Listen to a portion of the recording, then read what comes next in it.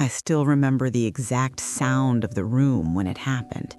Not the music, not the clinking of glasses, but the sudden pause. That sharp, uncomfortable quiet that only appears when something goes wrong and no one wants to admit it. I was sitting in the front row of the ballroom, my hands folded neatly in my lap, watching my daughter smile at strangers like she had practiced for weeks. Molly always smiled like that, politely, carefully, as if she were afraid her real emotions might inconvenience someone. She looked beautiful, truly beautiful.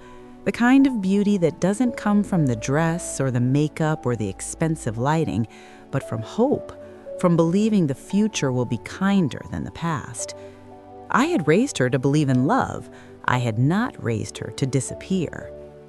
The Harrington family had spared no expense. Crystal chandeliers, linen tablecloths, a live orchestra playing soft classical music that echoed through the massive hall. Everything about that wedding screamed wealth, order, and control, especially the people. Robert stood beside Molly like a polished statue, tall, calm, confident. He smiled when he was supposed to, shook hands when expected, said all the right words with just enough warmth to seem sincere. His mother, Constance Harrington, sat 3 rows behind me. She had chosen black, not mourning black, power black, the kind of color worn by women who don't need permission to command a room. Her posture was perfect, her expression unreadable. She watched everything, missed nothing, and approved very little. From the moment Molly met Robert, I had felt it, that quiet pressure, that invisible hierarchy. But love has a way of convincing us that discomfort is temporary, that if we just endure long enough, things will soften. I believed that lie once too. The ceremony passed without incident, vows spoken, rings exchanged, applause filled the room, cameras flashed, Molly laughed, and for a brief moment, I allowed myself to relax. Maybe I was wrong, I thought. Maybe this will be okay. The reception began shortly after. People stood, mingled, drank champagne, congratulated the newlyweds. Gifts were brought forward one by one, some private, some announced publicly, depending on the giver's importance. That's when Constance Harrington stood up. She held a large, elegantly wrapped box in her hands, white paper, gold ribbon, perfectly measured. She smiled, and I felt my stomach tighten. "My dear Molly," she said loudly, her voice carrying easily across the room, "every woman needs something practical." The word practical landed like a warning. She handed the box to Molly, who hesitated before accepting it. Cameras leaned in, guests leaned forward. Molly unwrapped it slowly. Inside was a neatly folded uniform. Navy blue, white trim, a stiff apron pressed flat. A maid's uniform. Laughter rippled through the room. Light, uncertain, polite, the kind of laughter people use when they're not sure whether they're allowed to be uncomfortable. Constance chuckled softly. A wife should always be prepared to manage her household properly. Molly's smile didn't disappear. It froze. Robert leaned in, took the uniform from her hands, examined it with mock approval, and said the words that cracked something open inside me. "Perfect. She's going to need this." The room laughed again. I didn't. Something inside my chest shifted, slow, heavy, irreversible. I had been silent for too long in my life, silent in rooms where men spoke over me, silent in moments when dignity was slowly negotiated away for peace. I would not be silent now. I stood. The chair scraped softly against the marble floor as I stood. It was a small sound, but in that moment it felt louder than the orchestra. Constance Harrington's smile faltered, just slightly, enough for me to see it. I walked toward the center of the room, my heels steady, my hands calm despite the storm building in my chest. Years of restraint had trained me well. I knew how to move when eyes were watching. "Excuse me," I said evenly, my voice carrying without effort. "If gifts are being shared publicly, I believe it's my turn." The murmurs began immediately. Mothers are expected to cry at weddings, not speak. Molly looked at me, confusion flashing across her face. "Mom?" I reached into my purse and pulled out a velvet blue envelope, unmarked, plain, unremarkable. It didn't sparkle, it didn't demand attention, it didn't need to. "This is for you," I said, placing it gently in her hands. "Open it." Robert frowned. "Now?" "Yes," I replied without looking at him. "Now." The room leaned in again. Molly slid her finger under the seal and pulled out the documents inside. Her eyes scanned the first page, then the second. Her breath caught. I watched her face carefully, the way her brows knit together, the way disbelief slowly gave way to understanding. "What is this?" she whispered. "Read the heading," I said softly. She swallowed. "Warranty deed? Property address?" Her voice trembled as she continued. "Owner, Molly Sophia Pierce." The laughter stopped. The air in the room thickened, as if everyone had suddenly realized they were part of something deeply private and deeply irreversible. Robert stepped forward. "What does that mean?" "It means," I said calmly, turning to face him at last, "that my daughter owns a house, in her name, alone." Constance rose to her feet. "This is highly inappropriate." "No," I said. What was inappropriate was the uniform. Gasps rippled through the crowd. Molly pulled out the second document, her hands shaking now. "And this is a trust agreement." "Yes, a legal protection, one that ensures the property remains yours, regardless of marriage, pressure, or circumstance." Robert's face hardened. "So you don't trust me?" I met his eyes. "This isn't about trust, it's about freedom." Constance laughed sharply. "Freedom? From what? Responsibility?" "From humiliation, from dependence, from the belief that a woman must surrender ownership to be loved." The room was silent. Then, unexpectedly, an elderly man stood from the far side of the ballroom. William Harrington, Robert's father. He walked slowly towards Molly, ignoring his wife's glare. He took Molly's hands in his own and spoke quietly but firmly. "You are fortunate," he said, "very fortunate." Constance hissed, "William!" "I should have done this for my daughter," he continued. "Perhaps she wouldn't have spent her life asking permission to exist." The orchestra stopped playing entirely. Molly looked at me then, really looked, and something shifted in her eyes. Not gratitude, recognition. She wasn't being rescued, she was being armed. And I knew as I stood there in that glittering room full of witnesses that whatever came next would not be gentle, because power never releases its grip without a fight. The reception never truly recovered after that. People tried, they always do. Someone clapped too loudly. The band hesitantly restarted a song no one was listening to. Servers moved again, pretending nothing had shifted beneath their feet. But something had shifted. Molly stood very still beside Robert, the documents pressed against her chest, as if they might disappear if she loosened her grip. Her smile was gone now, not replaced with anger or tears, but with something quieter, awareness. Robert leaned towards her and whispered something I couldn't hear.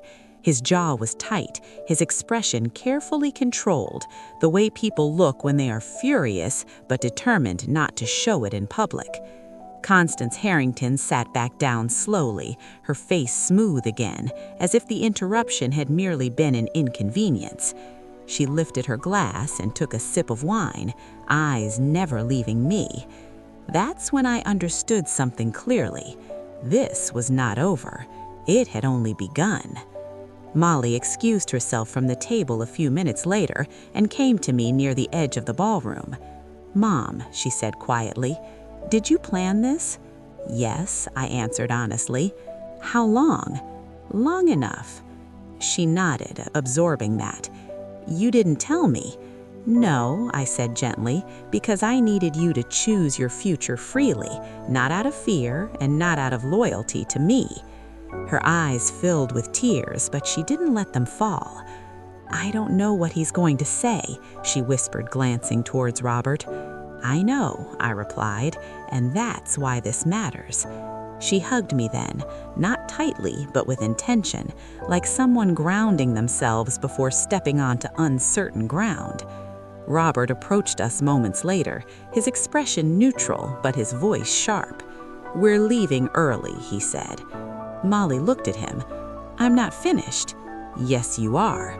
No, she said softly, I'm not. That single word What I did not say aloud. The reception never truly recovered after that. People tried, they always do. Someone clapped, too loudly. The band hesitantly restarted a song no one was listening to. Servers moved again, pretending nothing had shifted beneath their feet. But something had shifted. Molly stood very still beside Robert, the documents pressed against her chest as if they might disappear if she loosened her grip. Her smile was gone now, not replaced with anger or tears, but with something quieter, awareness. Robert leaned toward her and whispered something I couldn't hear. His jaw was tight, his expression carefully controlled, the way people look when they are furious but determined not to show it in public. Constance Harrington sat back down slowly, her face smooth again, as if the interruption had merely been an inconvenience. She lifted her glass and took a sip of wine, eyes never leaving me. That was when I understood something clearly. This was not over. It had only begun. Molly excused herself from the table a few minutes later and came to me near the edge of the ballroom. "Mom," she said quietly, "did you plan this?" "Yes," I answered honestly. "How long?" "Long enough." She nodded, absorbing that. "You didn't tell me." "No," I said gently, "because I needed you to choose your future freely, not out of fear and not out of loyalty to me." Her eyes filled with tears, but she didn't let them fall. "I don't know what he's going to say," she whispered, glancing toward Robert. "I know," I replied, "and that's why this matters." She hugged me then, not tightly, but with intention, like someone grounding themselves before stepping onto uncertain ground. Robert approached us moments later, his expression neutral, but his voice sharp. "We're leaving early," he said. Molly looked at him. "I'm not finished." "Yes, you are." "No," she said softly, "I'm not." That single word unsettled him more than anything else that night. They left soon after. I stayed behind. As guests slowly drifted away, several women approached me quietly. Some thanked me, some simply squeezed my hand without speaking. One woman whispered, "I wish someone had done that for me." I went home alone that night. I sat at my kitchen table, the same one where Molly had done her homework as a child, where she had cried over her first heartbreak, where she had announced she was getting married.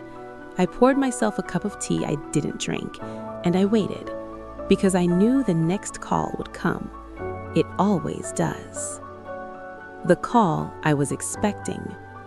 The phone rang just after midnight. I had been sitting in the dark, still dressed, staring at the quiet kitchen as if it might offer answers. When the screen lit up with Molly's name, I didn't hesitate. "Mom," she said low, her voice low.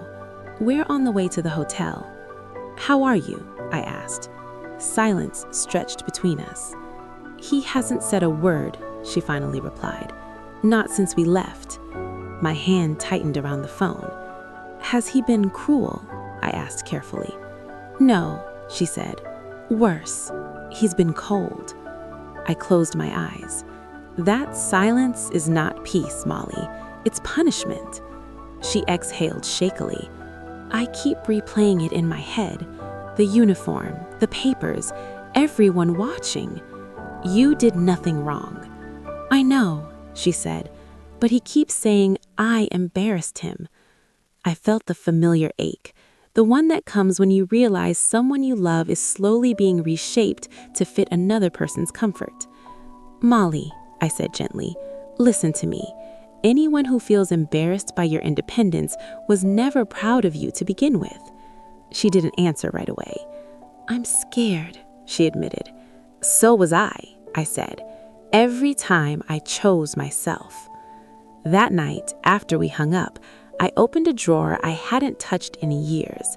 Inside were old documents, receipts, notes, evidence of a life spent preparing quietly. Because protection rarely looks dramatic in the moment. It looks like patience, like planning, like refusing to wait until it's too late. And I knew, deep down, that this marriage would test every boundary I had just drawn. The wedding photos began appearing online before Molly even returned home. White sand, blue water, smiles that didn't reach her eyes. She called me on the third day. "Mom," she whispered like someone afraid the walls might listen, "he keeps telling me I should be grateful." "For what?" I asked. "For everything," she said. "For marrying me, for providing, for overlooking my attitude." My stomach tightened. What attitude? Wanting space, wanting opinions, wanting my house. There it was. The house wasn't just property anymore. It was a threat. When they returned, Robert's behavior changed completely. The charm vanished the moment doors closed. He criticized small things first: how she arranged the kitchen, how she spoke to service staff, how often she called me. "You don't need her anymore," he said casually. "You're married now." That sentence alone told me everything. Molly stopped wearing bright colors, stopped laughing the way she used to. She began asking permission for things she never needed permission for before. And then one evening, she said something that made my blood run cold. "He says a good wife doesn't need ownership, that joint accounts are how real marriages work," she told me quietly. "That's not partnership, that's erasure." "But what if he's right?" she whispered. That's when I knew the damage had already begun. The house that became a battlefield. When Molly returned from the honeymoon, the air between them was thick with tension. He refused to discuss the house directly at first, instead undermining every decision she made. "Why is the kitchen arranged this way?" he asked one evening, pointing at her carefully placed utensils. "It's inefficient." Molly swallowed. "This is how I like it." He shook his head. "I don't care how you like it. I'm saying it's wrong." Weeks passed. Arguments escalated. Robert insisted the house be sold, claiming it was improper for her to own it alone. He offered to create a joint account, but Molly refused. Every refusal became a challenge to his authority, and he grew colder, more rigid, more demanding. I received a call late one night. Her voice trembled. "Mom," she said, "he's been following me, checking my location, showing up unexpectedly." I felt my blood run cold. "This is not love," I said gently. "This is manipulation. You are not invisible. You have the right to exist in this marriage as yourself." She hesitated. "But I thought love meant compromise, letting some things go." I shook my head. Compromise never asks you to disappear. We prepared for what I knew would come next, the legal push. Robert's lawyers attempted to pressure Molly into selling the house, claiming emotional manipulation and undue influence. I reminded her, the documents, the trust, and every safeguard I had put in place ensured the house was hers, entirely hers. One evening, she called me in tears. "Mom," she said, "he's sending messages constantly, threats, apologies, promises. I don't know which are sincere. I don't know what to do." I told her to stay calm. Do not respond. Keep records. The truth is on your side. A week later, Robert showed up at our door unannounced. His presence was deliberate, intimidating. He demanded answers. He shouted accusations. Molly, trembling, stood between us. "I am still my own person," she said quietly but firmly. That moment changed the dynamic entirely. Robert realized she could no longer be controlled. He had lost the psychological leverage he had relied on. The quiet victory didn't feel like victory yet, but it was the first step towards reclaiming her life. Taking back control. The tension did not dissolve overnight. Robert attempted every subtle tactic he could, questioning her decisions, undermining her confidence, and enlisting family members to pressure her into compliance. But Molly had changed. She now had clarity. The documents, the trust, and the house were more than just paper. They were a symbol of her autonomy. Every time Robert attempted to dominate, she reminded herself, "This is my life. This is my choice." One evening, she confided in me. "I used to think strength meant endurance, but now I know it means asserting yourself even when others try to silence you." I smiled. "Exactly. And you're not alone. You have your house, your rights, and your voice." Weeks passed and Robert's power waned. His threats became hollow. His silence became impotent. Molly documented everything, messages, encounters, and incidents. Finally, the legal confirmation arrived. The house was hers, and Robert had no claim over it. Any attempt to challenge the property would be dismissed. She called me, her voice lighter this time. "It's official. The house is mine. He can't take it. He can't control me." "Good," I said. "Now you can live your life fully, without fear." But as I hung up, I knew this was only the beginning of her true independence. She would now face a new challenge, living fully confident, unshaken, and unafraid, knowing she had survived manipulation and emerged stronger. The turning point. The day of the final legal confirmation arrived. Molly stood outside the courthouse, sunlight catching the edges of her hair. The shadows of the past. Molly thought the worst was behind her. She was wrong. Even with legal victories and the house firmly in her name, there were remnants of control she hadn't anticipated. Small whispers, judgmental looks from extended family, and subtle manipulations from those who still believed they could dictate her life. One morning, she called me, voice tense. "Mom, something happened today. Robert contacted my colleagues at work. He told them I was being difficult and unstable." My heart sank. "What did you do?" I ignored it, but everyone's asking questions now. Some are sympathetic, some not so much. I exhaled slowly. This is predictable. People test boundaries. The important thing is you know the truth. The rest doesn't matter. Molly's baby bump had started to show, and I could sense the added pressure weighing on her. Robert seemed to know that the new life would complicate matters for him, and he tried to exploit it, assuming fear would bring compliance. But Molly was no longer the woman who would shrink at intimidation. She had learned to defend herself, to stand up quietly but firmly, to assert control over her own life. That evening, she met me at the house, tears streaking her face. "They're trying to gaslight me again," she said, almost in disbelief. "I thought we were done with this." "No," I said, placing my hand on her shoulder. "This is just another test, and you know how to pass it now." For the first time, she allowed herself to feel strength rather than fear. Unseen threats. The subtle attacks continued, growing more complex. Robert never raised his voice anymore. He had learned that intimidation could be effective in silence, in implication, in moments when Molly doubted herself. She recounted one evening, "Mom, today he sent me a list of things he thinks I should change in the house. Furniture placement, decor, even how I organize the baby's room. He says it's for efficiency, but it feels like control." I listened carefully, weighing my words. "Molly," I said, "he's testing limits. He wants you to react with fear or submission. You don't have to. The house is yours. Your life is yours. Every choice you make is yours." "But what if I make a mistake?" she asked quietly. "There is no mistake in being yourself," I replied. "He can't dictate that. He can only choose how to respond, and your response is autonomy." That night, she sat alone in the nursery, staring at the small crib that would soon hold her daughter. Tears ran down her face, but this time they weren't for fear. They were for clarity, for realizing just how far she had come.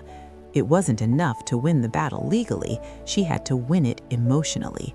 She had to reclaim herself fully, and the fight was far from over. Robert's next move would not be subtle. The confrontation. A week later, Robert arrived unannounced at the house. His presence was deliberate, calculated, and tense. He did not shout, but every word carried the weight of command. "You've been ignoring me," he said quietly, leaning against the doorway. Molly stood, her back straight, her hands at her sides. "I've been living my life," she replied calmly. "You can't just—" "But I can," she said, her voice firm. "I will." He paused, realizing for the first time that she meant it. "I own this house. It is mine. Every corner, every room, every choice, mine." Robert's jaw tightened. "Your independence doesn't erase me from this marriage." "No, it doesn't, but it reminds you that control isn't love. Love doesn't require erasure, and I refuse to disappear." His face twisted with frustration. He realized that no legal threats, no intimidation, no manipulation could force her to surrender her autonomy. That night, after he left, Molly called me. "I stood up to him," she whispered. "For the first time, I felt free, not just legally, emotionally, for the baby, for myself." I smiled, proud but cautious. Freedom would always require vigilance. Strength in silence. In the weeks that followed, Molly learned the subtle art of strength. She did not need to argue loudly or escalate conflicts. Every decision she made in her house, every moment she refused to bend to Robert's control, reinforced her autonomy. Messages arrived, polite, insistent, trying to sway her, but she kept them unread, documented them, and preserved her boundaries. She called me one afternoon. "Mom, I feel different," she said, almost in disbelief. "I can make a choice and it's mine. I can say no and nothing can take that away." "That's how it should feel," I said gently. "You are reclaiming the life that was always yours." Robert continued to push, but each attempt only reminded him that Molly was no longer the same woman who once trembled silently. One evening, she told me she had decorated the nursery herself, exactly how she wanted. He had criticized her choices in the past, but now she had made the decisions quietly, firmly, without arguing. "It's peaceful," she said. "I'm not afraid to make mistakes anymore." And I realized then, true control had shifted. The legal victories were just the beginning. Emotional liberation was where power truly lay. The test of independence. The final confrontation of Part 3 arrived quietly. Robert returned one evening, attempting a final push to assert control. He tried reasoning, threats, and even appeals to nostalgia, reminding Molly of their past happiness, the promises made. But she stood firm. "I am not the person I was," she said calmly. "I am not defined by your expectations. I am defined by my choices, my rights, and my life." For a moment, he faltered. The man who had relied on intimidation and silence was confronted by someone who refused to be silenced. That night, after he left, Molly called me.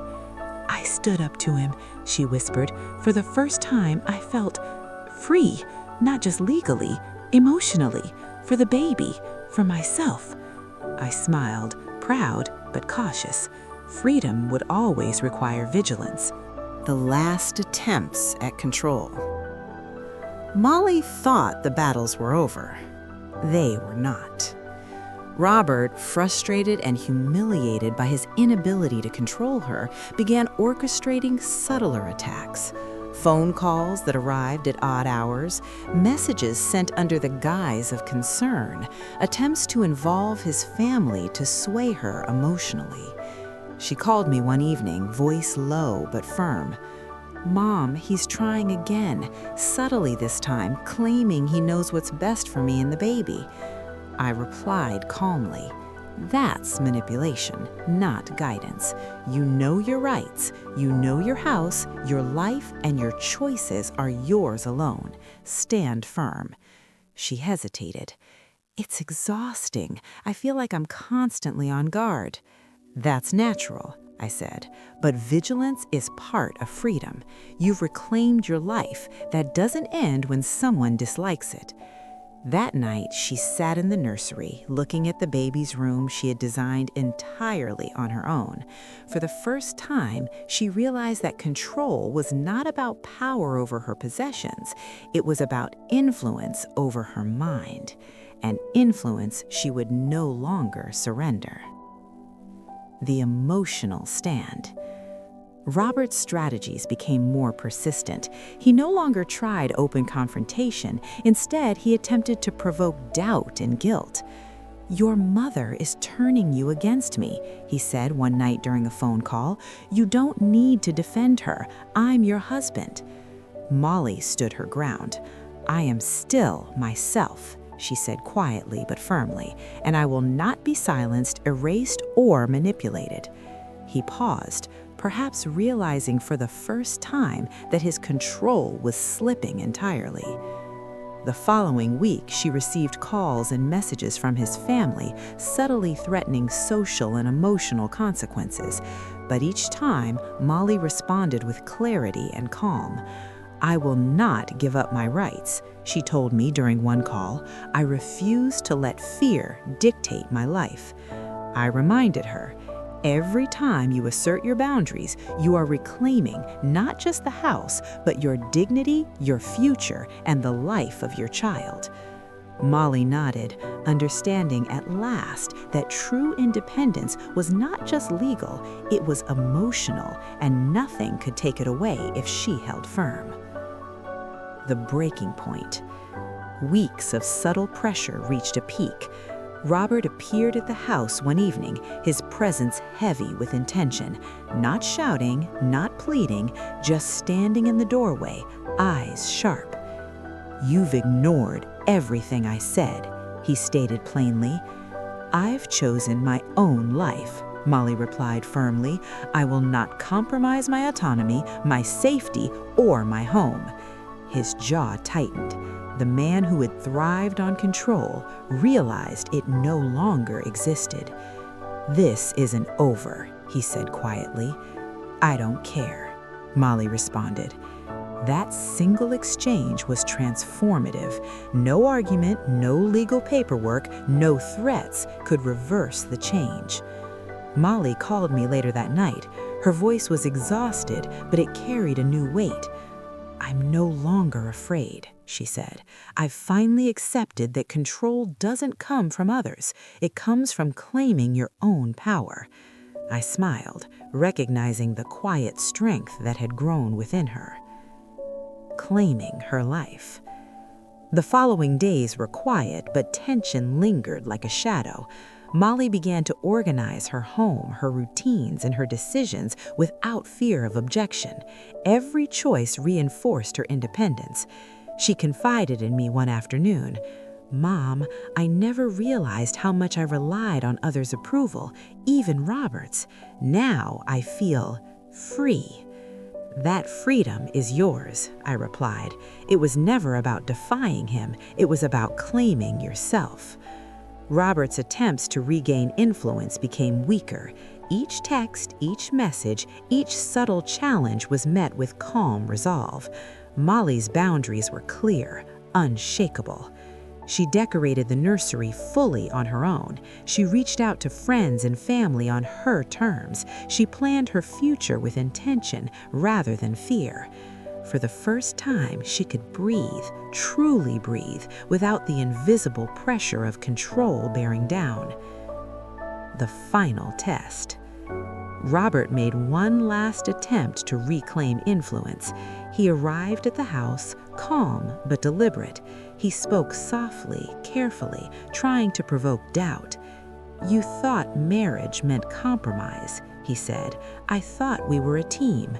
Molly met him with steady eyes.